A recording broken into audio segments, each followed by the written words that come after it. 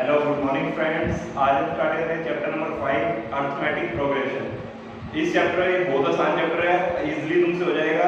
But इस chapter के concept clear कर लेना है। कंसेप्ट क्लियर हो गया, आज मैं इंट्रोडक्शन पार्ट करवा रहा हूं। इसमें फर्स्ट 2 एक्सरसाइज के तुम्हारे कंसेप्ट क्लियर कर दूंगा। यहाँ पे तुम्हें सिर्फ फिर जो एक्सरसाइज में क्वेश्चंस करेंगे वो तो सिर्फ हमारी प्रैक्टिस के लिए होंगे, जिससे हम ज्यादा से ज्यादा नए क्वेश्चंस के साथ डील कर सके। जो मतलब हमने यहाँ पे कंसेप्ट को सीखा है उसको वहाँ पे इंप्लीमेंट करके देखेंगे कि हाँ भाई कैसे यहाँ पे क्वेश्चंस में वो इंप्लीमेंट होगा जो हमने इंट्रोडक्शन में कंसेप्ट पढ़ा है। तो आज वाला वीडियो सबसे ज्यादा इंपॉर्टेंट है, इंट्रोडक्शन पार्ट एपी का। अगर तुम्हें ये क्लियर हुआ तो क्वेश्चंस अपने आप हो जाएंगे। ठीक है, कैसे होंगे वो जब मैं करवाऊंगा तुम देखोगे इजीली तुमसे हो जाएंगे। तो इसलिए कह रहा हूँ मैं इजी चैप्टर है, बट अगर कंसेप्ट क्लियर होंगे तो आज वाले इस इंट्रोडक्शन पार्ट को ढंग से कर लेना। पूरे को मैं फर्स्ट 2 एक्सरसाइजेस का पूरा इंट्रोडक्शन यहाँ पे तुम्हें कंप्लीट करवाऊंगा। ठीक है, तो स्टार्ट करते हैं। चैप्टर का नाम है जैसे चैप्टर नंबर 5 अर्थमेटिक प्रोग्रेशन। सबसे पहले तो मैं वही हमेशा हर चैप्टर में बोलता हूँ कि चैप्टर के नेम के बारे में पता होना चाहिए। चैप्टर के नेम का मतलब क्या है। हम स्टार्ट तो चैप्टर कर देंगे कि कॉमन डिफरेंस क्या है, जो भी उसके अंदर पढ़ना वो तो पढ़ लेंगे, बट पहले चैप्टर के नाम के बारे में पता होना चाहिए कि इस चैप्टर का नाम यही क्यों दिया गया। ठीक है, तो ये देखो अर्थमेटिक प्रोग्रेशन। अर्थमेटिक प्रोग्रेशन को देखने से पहले एक वर्ड देखते हैं प्रोग्रेशन। इस प्रोग्रेशन का क्या मीनिंग है? प्रोग्रेशन का मीनिंग देखो क्या है। इसमें क्या होता है, जब भी तुम्हारी जो ये टर्म्स है, ये सीक्वेंस है, जैसे यहाँ पे देखो ये सीक्वेंस लिखी हुई है, ये टर्म्स लिखी हुई है काफी सारी, ये एक सर्टेन पैटर्न को फॉलो कर रही हो। एक सर्टेन पैटर्न का मतलब क्या है, यहाँ पे देखो 3 के बाद 5 आया, कितना प्लस किया 2, 5 के बाद 7 आया, फिर कितना प्लस हुआ 2, 7 के बाद 9 आया, फिर कितना प्लस हुआ 2, 9 के बाद 11 आया, फिर 9 में कितना ऐड हुआ 2। अब एक चीज देखो, यहाँ पे एक सेम पैटर्न तुम्हें नजर आ रहा है क्या? क्या पैटर्न नजर आया कि जो भी पहले वाली टर्म है उसमें 2 ऐड करते जाओ, वही सेम पैटर्न बन रहा है। जैसे अगर आप ये डैश डैश डैश लिखते हैं, अब तुम इससे नेक्स्ट टर्म मेरे को अपने आप बता सकते हो। जैसे 3 के बाद 5, 5 के बाद 7, 7 के बाद 9, 9 के बाद 11, तो 11 के बाद क्या आएगा 11 + 2 दैट इज 13। वैसे 13 + 2 15। तो ये ऐसे ही हम इस सीक्वेंस को कंप्लीट कर सकते हैं। ठीक है, बात समझ आई? प्रोग्रेशन का मीनिंग क्या है? जो फॉलो करता हो, किसको फॉलो करता हो? एक सर्टेन पैटर्न को। तो सर्टेन पैटर्न चेक करो यहाँ पे। ऐसे मैंने एक और एग्जांपल दिया, एग्जांपल सेकंड देखो, 1 के बाद 2, 2 के बाद 3, 3 के बाद 4, 5, ऐसे अब तुम बता सकते हो 6, 7, 8, 9, 10 अप टू इनफिनिटी। ठीक है, तो ये कैसे आया? जो फर्स्ट टर्म थी, देखो जो पहले वाली टर्म होती है उसको बोलते हैं प्रीसीडिंग टर्म। कौन सी टर्म? Preceding term. तो मैं अब ये बोलूंगा, मैं टेक्निकल जो ये वर्ड बोल रहा हूं यही यूज करूंगा, देखना preceding word term. Preceding term में अगर मैं 1 ऐड करता हूं तो ये वाली टर्म आ रही है क्या? फिर इस वाली टर्म में 1 ऐड करता हूं तो ये आ रही है क्या? ऐसे 1 1 ऐड करने पे ये सारी टर्म्स आती जा रही है क्या? इसका मतलब ये भी फॉलो कर रहे हैं एक सर्टेन पैटर्न को। तो इन दोनों को हम क्या बोलेंगे? That is progression. क्लियर है तुम्हें डेफिनेशन प्रोग्रेशन की? Those sequences whose terms always follows certain pattern are called progression. Clear? Now एक नोट प्रोग्रेशन का एग्जांपल देखते हैं। जैसे अब 3 था, 3 के बाद आया 10। अब 3 के बाद अगर 10 आया तो तुम एडिंग वाला सिस्टम देखते हो तो 3 में कितना ऐड किया कि 10 आया 7।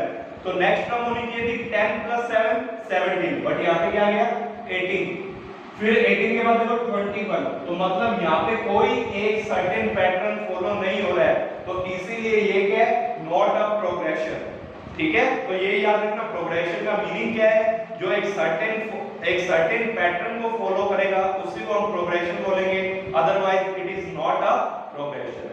ठीक है, नाउ अब ये प्रोग्रेशन का ही एक पार्ट को हम पढ़ेंगे जिसका नाम है अर्थमेटिक प्रोग्रेशन। अब इसका क्या मतलब है अर्थमेटिक प्रोग्रेशन का?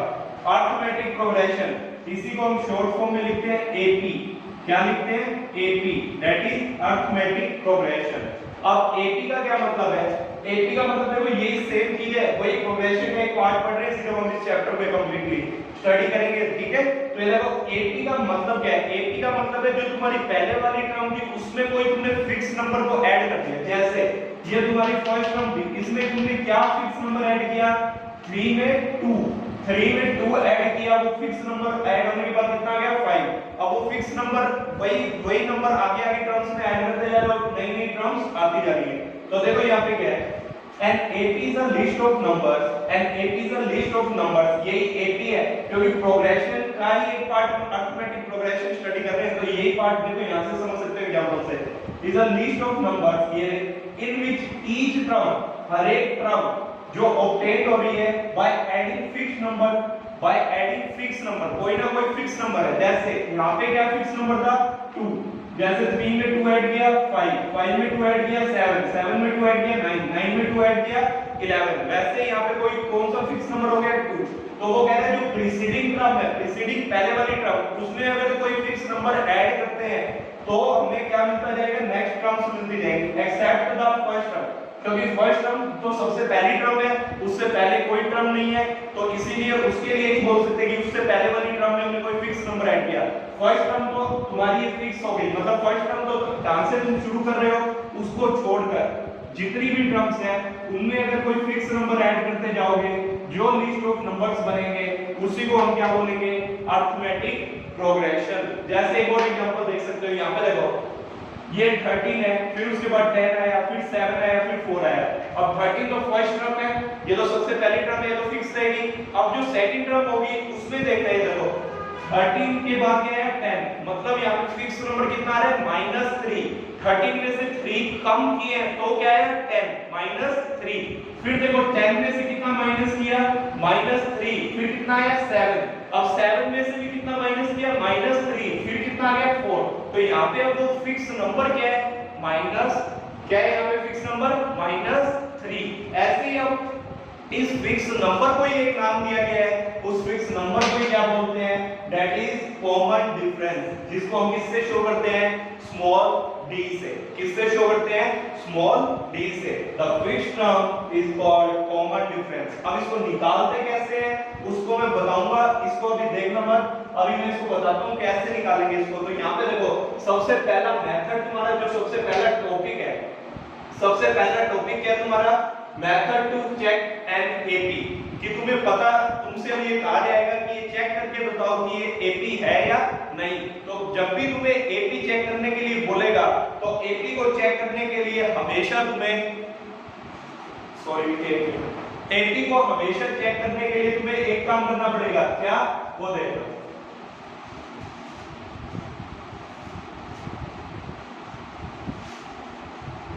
अब तुम्हें सबसे पहला मेथड, अब ये क्वेश्चन आ रहा है check to method to check an AP, कि ये चेक करके बताओ ये एपी है या नहीं।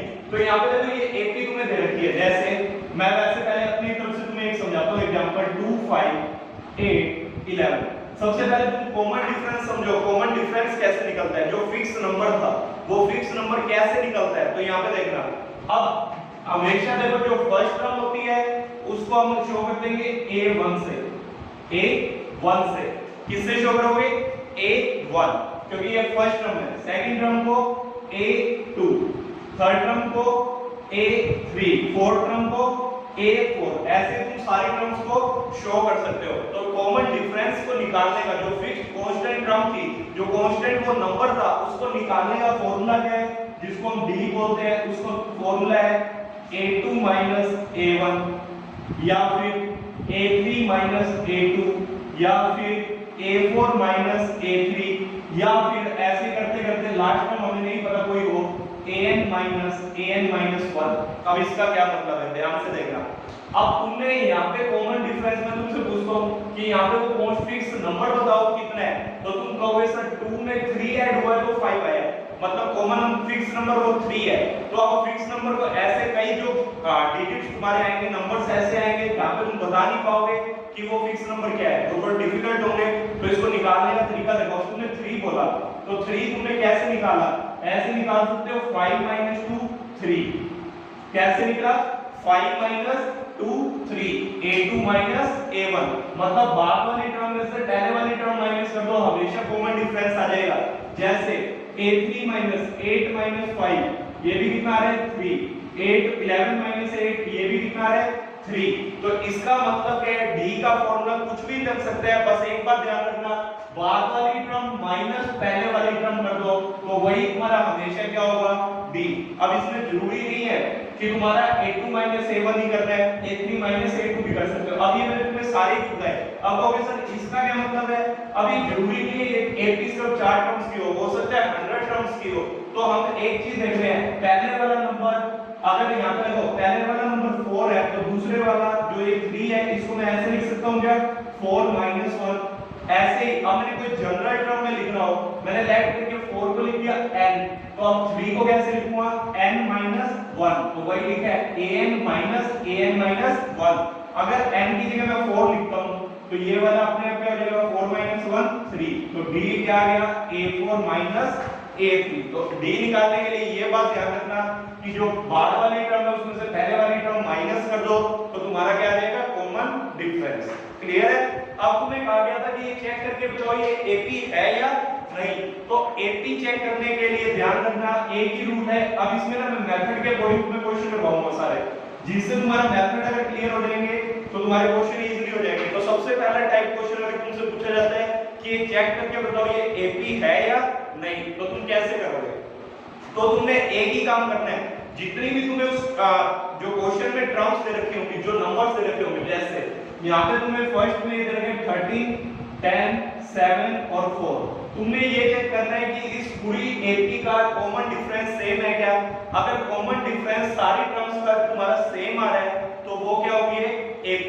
दो कंसेक्यूटिव टर्म्स का अगर कॉमन डिफरेंस क्या आएगा सेम, कंसेक्यूटिव का मतलब एक के बाद एक, इन दोनों का अगर सेम आ गया, इन दोनों का सेम आ गया, इन दोनों का सेम आ गया। अब उसने यहाँ पे देखो ये चार ही नंबर लिख के दिए हैं, अगर इन चारों का निकाल के देख लो। पहले वही रूल क्या, इसको A1 नाम दो, इसको A2, इसको A3, इसको A4। तो D का फॉर्मूला क्या होता है A2 माइनस A1, ऐसे याद रखना करो, ऐसे बना के देख लो।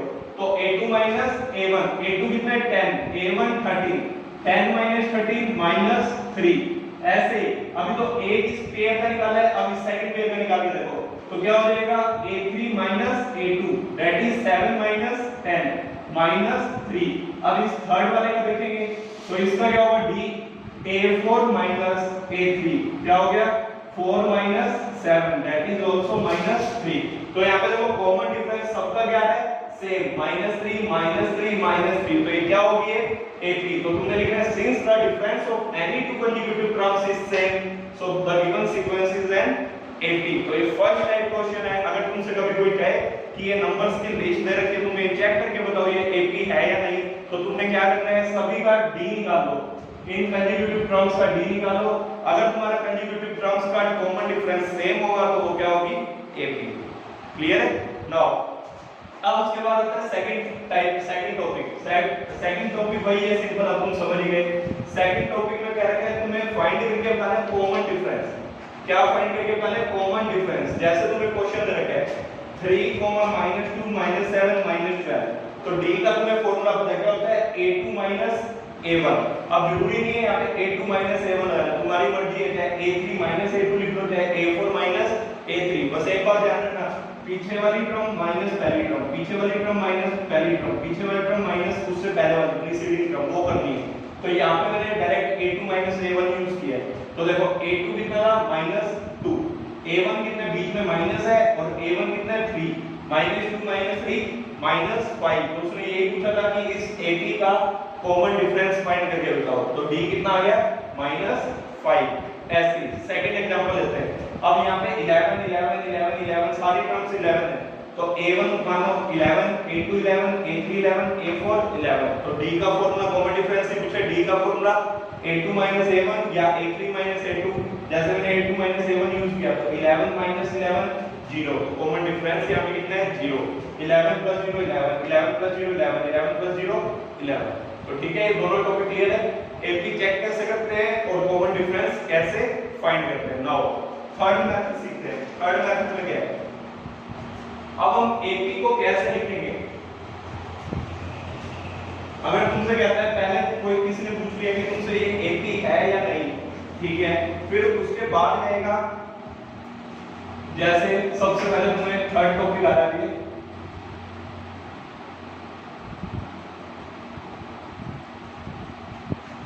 method to write an AP। AP को जैसे एग्जांपल लेते हैं हम, अगर पहले ये बात समझो, अगर जब भी तुम्हें एपी लिखने के लिए बोलेगा तो तुम्हें दो चीजें गिवन होगी, एक फर्स्ट टर्म गिवन होगी and common difference is given. और क्या गिवन होगा? Common difference. कॉमन डिफरेंस क्या होता है? D. Common difference is given. तो तुम्हें जब भी एपी लिखनी होगी, एपी लिखने के लिए दो चीजें गिवन होंगी, एक फर्स्ट टर्म और एक कॉमन डिफरेंस। अब एपी को लिखने का फॉर्मूला क्या होता है? देखो एपी का तुम्हारा, देखो मैंने लिखा था सबसे पहले फर्स्ट टर्म लिखता हूं, वो जो भी तुमने एपी पहले देखी थी वहां पे ये लिखा था a1 फिर कोमा a2 फिर कोमा a3 कोमा a4, ऐसे ही चलता रहेगा। ठीक है, तो जो a1 होता है ये फर्स्ट टर्म, ये तो तुम्हें क्वेश्चन में गिवन ही होगी।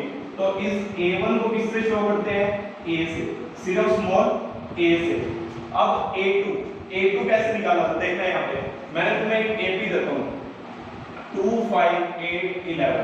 अब ये एपी देखो कैसे बनी, ये फर्स्ट टर्म तो तुम्हें गिवन ही होगी, 2 तो वहां पे गिवन ही होगा, तो ये तो हो गया तुम्हारा a, जिसको हम a बोल रहे हैं।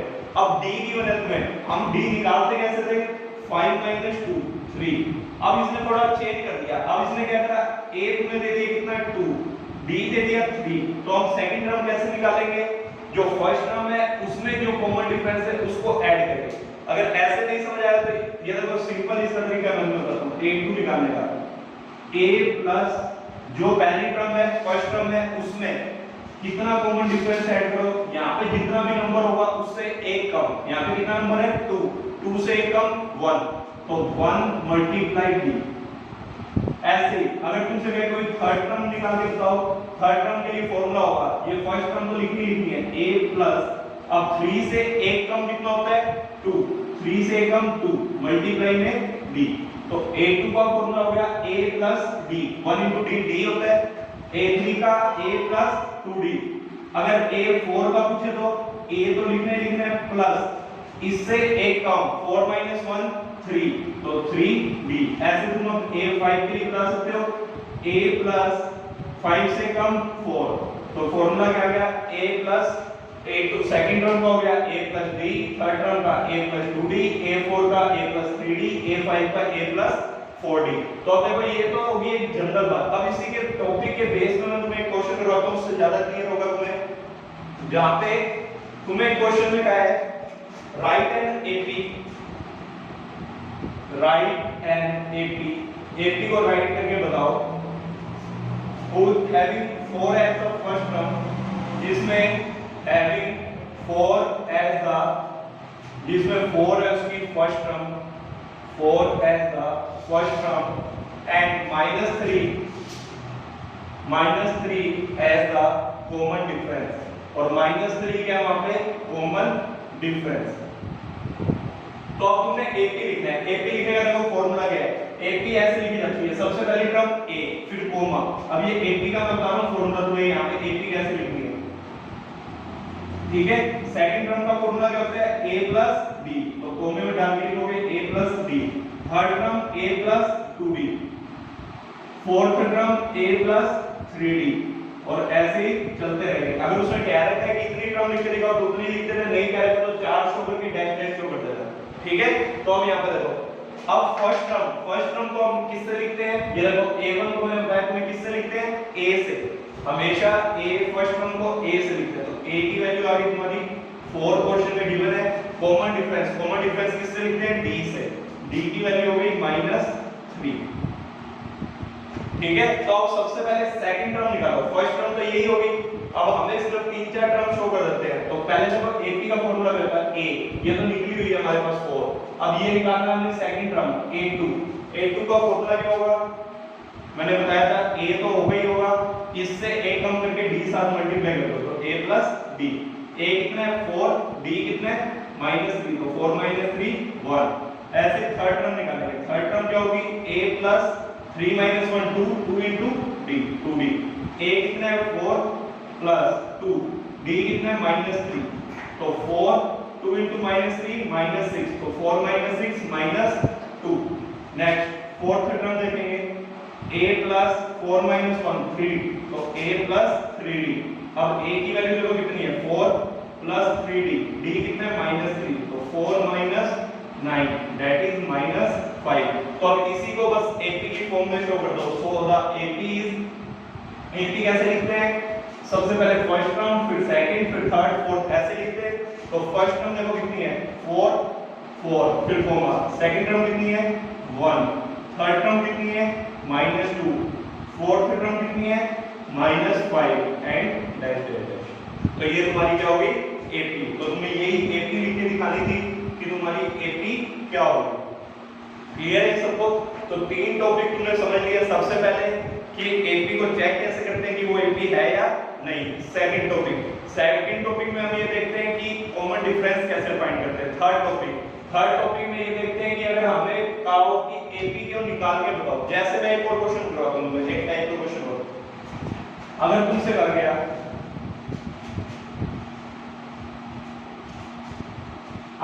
कह दिया ये तुम्हें एक नंबर से रखे,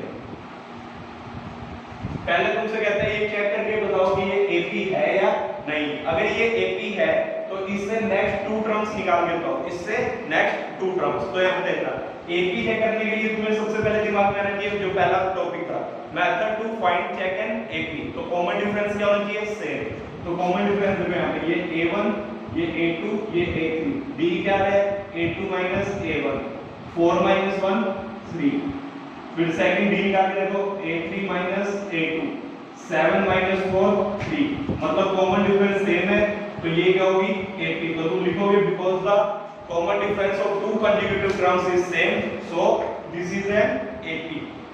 अब उसने क्वेश्चन में कहा है if it is an AP then find the next 2 terms। अब next 2 terms कौन सी होगी? पहली तीन तो उसने दे रखी है। अब नेक्स्ट 2 टर्म्स कौन सी होगी? 4th और 5th, A4 और A5, A4 और A5। जरूरी नहीं अब 2 ही कहे, 4 भी कह सकते हैं। 4 कहेगा तो A4, A5, A6 और A7। तो अब A4 को निकालने का फॉर्मूला तुम्हें पता है क्या होगा? मैंने बताया A को हमेशा लिखना है प्लस में, फिर जो ये नंबर होगा उससे एक कम करके D के साथ मल्टीप्लाई कर दो, तो A + 3D। ऐसे और तुमने क्या निकालना है A5, तो A + 5 में से बन गया 4 40। अब A की वैल्यू देखो, फर्स्ट टर्म की क्या होती है A, तो A कितना है 1, और कॉमन डिफरेंस तुमने निकालना है कितना आ रहा है 3, तो 3 × 3, तो 1 + 3 × 3 9, 9 + 1 10। तो जो ये नेक्स्ट टर्म हो गई ये कितनी होगी तुम्हारी 10। ऐसे ये वाली टर्म देखो A1 4 D3, तो 1 + 12, ये कितना आ गया 13। तो ये तुम्हारी फिफ्थ टर्म कितनी होगी 13। तो उसने यही पूछा था इस क्वेश्चन में। इस टाइप के क्वेश्चन में क्या पूछेगा? Firstly check whether this is an AP और नॉट। अगर if this is an AP then find the next 2 terms और 4 टर्म्स। तो आगे वाली 4 या 2 टर्म्स तुमसे निकालने को बोलेगा, ठीक है। तो अभी तुम ऐसा करो, एक्सरसाइज 5.1 का इंट्रो कर लो, ये ज्यादा फिर लंबी वीडियो हो जाएगी। 5.2 का कल इंट्रो करके उसी के साथ एक्सरसाइज करेंगे, ठीक है। तो 5.1 के बाद तुम्हें क्वेश्चन बताता हूं, ट्राई करके देखना घर पे। क्वेश्चन नंबर 2 उसने ये पूछा right the first 4 terms of the AP। वहां पे तुमसे पहली 4 टर्म्स पूछी AP की, वहां पे फर्स्ट टर्म भी दे रखी है और कॉमन डिफरेंस भी रखा है। तो 4 टर्म का फॉर्मूला पता है, फर्स्ट टर्म तो A ही हो जाएगी, second A + D, third A + 2D, fourth A + 3D। बस फॉर्मूला A और D दे रखे, फॉर्मूले में रख के चारों टर्म निकाल के शो कर देना। नेक्स्ट थर्ड क्वेश्चन में क्या कह रहा है? Find the first term and the common difference. First term क्या होती है? जो सबसे पहले लिखी होती है। तो जो भी तुम्हारी AP लिखी हो, जैसे मैंने ये लिख दिया क्वेश्चन, अब मैं तुम्हें कहता हूं find the first term and the common difference. तो फर्स्ट टर्म क्या होगी 1, फर्स्ट टर्म क्या है A1, और कॉमन डिफरेंस कैसे निकालोगे 4 - 1 दैट इज 3। तो ये है तुम्हारा थर्ड क्वेश्चन। फोर्थ क्वेश्चन में क्या कहता है? Which of the following are AP। ये एनसीईआरटी के बोल रहा हूं एक्सरसाइज 5.1 के, फर्स्ट मत करना, अभी सेकंड थर्ड फोर्थ करना है। पहले फोर्थ में कहता है which of the following are AP, कौन सी चीज AP है। वो मेथड बताया कि अगर कॉमन डिफरेंस सबका सेम हो जाए तो वो AP होगा, नहीं तो if they are from AP then find the common difference. अगर वो AP है तो कॉमन डिफरेंस बताओ, वो निकल चुका होगा तुम्हारा। And then find the next 3 terms. तो नेक्स्ट 3 टर्म्स बता देना। अगर 4 उसने दे रखी है तो 5th 6th 7th बतानी। 5th का फॉर्मूला A + 4D, 6th का A + 5D, 7th का A + 6D। तो इन क्वेश्चन को ट्राई करना, नहीं तो मैं कल एक्सरसाइज 5.1 शुरू करूंगा, ठीक है। Thank you.